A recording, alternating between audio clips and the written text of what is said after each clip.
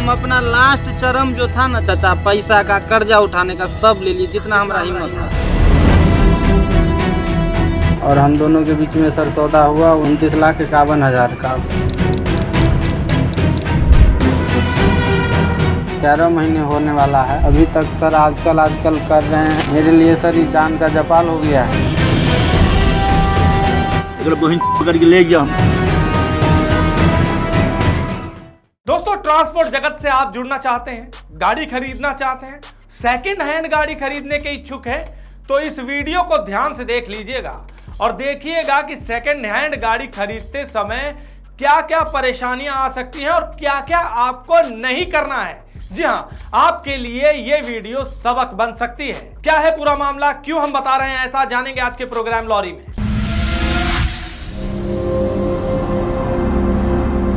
नमस्कार, transport TV में आपका स्वागत है। मैं हूं असलम कुरैशी, आप देख रहे हैं प्रोग्राम लॉरी। दोस्तों, गाड़ी मालिक है राजीव कुमार भगत, बिहार के रहने वाले हैं। इन्होंने एक सेकंड हैंड गाड़ी खरीदी है। जी हां, पहले किसी रामेश्वर प्रसाद के नाम पर यह गाड़ी चल रही थी, उनसे इन्होंने ये गाड़ी खरीद ली। उन्होंने चोलामंडलम से केस करवाया हुआ था लोन का। और ये बात अभी की नहीं है, पिछले साल की है, सितंबर की, जब ये बातचीत शुरू हुई। यानी कि गाड़ी खरीदारी की बातचीत शुरू हुई रामेश्वर प्रसाद और राजीव कुमार भगत के बीच। सितंबर में बात शुरू हुई, नवंबर में जाकर बात तय हो गई।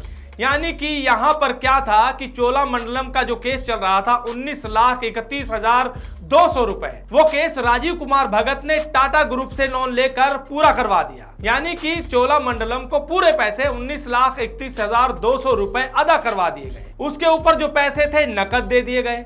कुल टोटल 29,51,200 रुपए में सौदा तय हुआ था, जिसको राजीव कुमार भगत ने जैसे तैसे लोन लेकर यहां वहां करके पूरा कर दिया। यानी सितंबर में बातचीत शुरू हुई, 9 नवंबर 2022 तक उन्होंने सारी अदायगी कर दी और गाड़ी उठा ली। उन्होंने हमें जो जो पैसे दिए गए उनके सारे दस्तावेज भेजे हैं। रामेश्वर प्रसाद के बेटे मनोज कुमार सारा कुछ डील कर रहे थे। सब कुछ हो गया, सारी अदायगी हो गई। अब बात आई एनओसी की। एनओसी के लिए इन्हें 8-10 दिन का टाइम दिया गया कि 8-10 दिन में आपको एनओसी दे दी जाएगी। 8-10 दिन बीत गए, उसके बाद 5-10 दिन और मांगे गए, वो भी बीत गए। और उसके बाद राजीव कुमार भगत का कहना है कि अभी तक 5-10 दिन नहीं आए।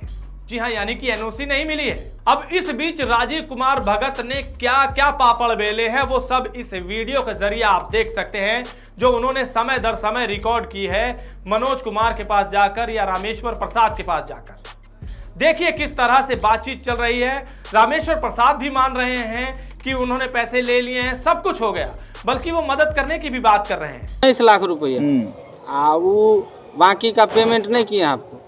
हाँ, पेमेंट हमको कर दिया। हम कहाँ कर रहे हैं, हम कहाँ कर रहे हैं बउआ? तकरीबन 9.5 लाख रुपया वो पेमेंट था, जो भी था जोड़ के हम कर दिया। अच्छा, इंश्योरेंस में पैसा आप भी काट लिए फिर?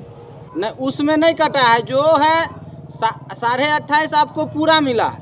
28.5 पूरा। देख लिया आपने। और देखिए मनोज कुमार से जब ये थक हार के बातचीत करने गए एनओसी के लिए, तो वहाँ पहले उनका रवैया देख लीजिए। अब ये बताइए भैया, 2.5 महीना हो रहा है आपके यहाँ का, हम पैसा दिए ले गए गाड़ी, मेरा गलती है। गलती अब चोला का जो आप अथी नहीं निकलवाए, उस समय आप निकलवाते, किसका गलती? हमारी गलती है। चोला तो सब दे दिया वो अपना। नहीं, हम एनओसी दे देंगे आपको। एनओसी काहे नहीं दे रहा था? अब जाओ पूछिए उससे।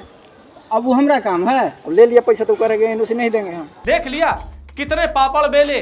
बल्कि यहाँ पर जिन्होंने गाड़ी बेची है वो भी परेशान है। वो भी कह रहे हैं कि भाई हमने तो बेच दी, सारे पैसे अदायगी हो गई, सब कुछ लिख कर दे दिया, कोई चीज नहीं रखी, किसी तरह की पेंडेंसी नहीं है, हम खुद इनकी मदद करना चाह रहे हैं, लेकिन ये सब कुछ रुक रहा है तो चोला वालों की तरफ से। वो एनओसी पता नहीं क्यों नहीं दे रहे हैं। राजीव कुमार भगत से बातचीत करने के बाद हमने मनोज कुमार को भी फोन लगाया जानने के लिए कि क्या माजरा है। तो उन्होंने यही कहा कि भैया हमारी तरफ से कोई कमी नहीं है, जब फोन आता है हम फोन उठाते हैं, पैसे सारे उन्होंने दे दिए हैं, हम ना नहीं कर रहे, हम तो खुद चाहते हैं कि जल्दी से निपटे।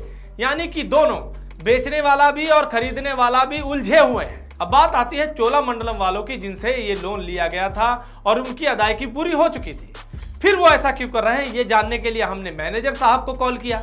कॉल लगाने के बाद पहले तो 2 बार नंबर बिजी आया। जब तीसरी बार कॉल उठी, हमने सारा कुछ उन्हें बताया, पूरी कहानी बताई कि हम कहां से बोल रहे हैं और क्यों बोल रहे हैं।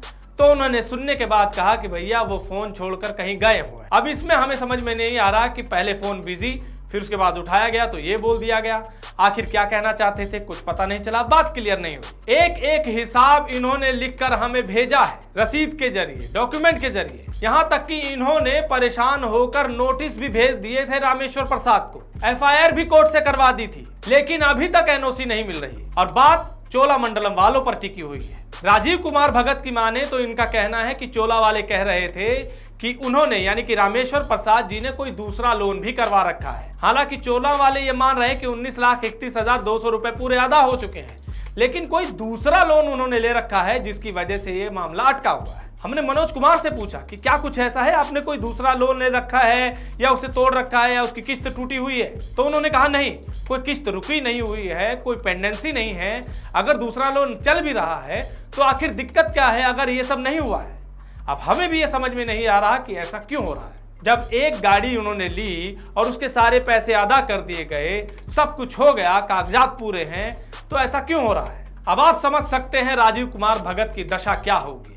29,51,000 वो दे चुके हैं और उसके बाद 67,000 कुछ रुपए की किस्त हर महीने टाटा वालों को दे रहे हैं, जिसके बाद ये हालत हो गई कि अब 3 किस्तें उनकी टूट चुकी है क्योंकि गाड़ी चल नहीं पा रही। गाड़ी चलने का काम रुका हुआ है, उससे वो कमा नहीं पा रहे हैं। उन्होंने कहा कि गाड़ी ट्रांसफर ना होने की वजह से बहुत सी दिक्कतें आ रही हैं और कौन नहीं चाहेगा कि भैया इतनी बड़ी गाड़ी इतने पैसे देकर ले ली गई है तो अपने नाम पर ट्रांसफर करवा ले, झंझट खत्म करे ताकि कल को कोई बवाल ना हो। वही राजीव कुमार भगत भी चाह रहे हैं, लेकिन मसला कुछ और ही है। सेकंड हैंड गाड़ी लेना उनकी जान का जंजाल बन गया है। अब इधर से उन्होंने इतने पैसे लगा दिए, पल्ले से भी लगा दिए, टाटा वालों से लोन भी ले लिया। अब टाटा वाले अलग परेशान कर रहे हैं, वो अलग से नोटिस भेज रहे हैं, इनके गारंटर तक को उन्होंने नोटिस भेज दिया। कुल मिलाकर सारे उलझे हुए हैं। सेकंड हैंड गाड़ी लेते समय बहुत सी चीजों का आपको ध्यान रखना होता है और इस घटना से यह पता लगता है कि अगर आप गाड़ी खरीद रहे हैं सेकंड हैंड तो पहले यह देख लें बेचने वाले का कोई और लोन तो कहीं नहीं चल रहा, उसकी पूरी जानकारी निकलवा लें, उसके बाद ही बात तय करें और आगे बढ़ें। ये तो एक घटनाक्रम था जो हमारे पास आया, ना जाने ऐसे कितने लोग इस वजह से परेशान होते होंगे, ना जाने क्या क्या समस्याएं आती होंगी। अगर आप में से कोई किसी ऐसे लोग को जानते हैं जिनके सामने ऐसी कोई समस्या आती है जिनका कोई निपटान नहीं हो रहा, तो हमें वीडियो बनाकर जरूर भेजें और अपनी समस्या बताएं, क्योंकि हर वो समस्या, वो बाधा जो गाड़ी खरीदते समय, खासकर सेकेंड हैंड गाड़ी खरीदते समय आती है, वो आप लोगों को पता होनी चाहिए ताकि आप उसके हिसाब से अपने कदम उठा सकें। इस वीडियो को देखने के बाद आपके क्या विचार है कमेंट सेक्शन में लिखकर जरूर बताइएगा। अगर आपने अभी तक हमारा यूट्यूब चैनल सब्सक्राइब नहीं किया है तो चैनल को सब्सक्राइब कर लें। फेसबुक और ट्विटर पर भी आप हमें फॉलो कर सकते हैं। ट्रांसपोर्ट टीवी देखने के लिए धन्यवाद। मैं आपका सारथी भाई चांदवीर सिंह हरिद्वार उत्तराखंड से, और सभी भाइयों से मैं निवेदन करूंगा कि अपनी गाड़ी का बीमा ट्रांसपोर्ट मॉल पर ही करवाए। एक विश्वास पात्र स्थान है जिनका कॉन्टैक्ट नंबर है 90 831 90 831।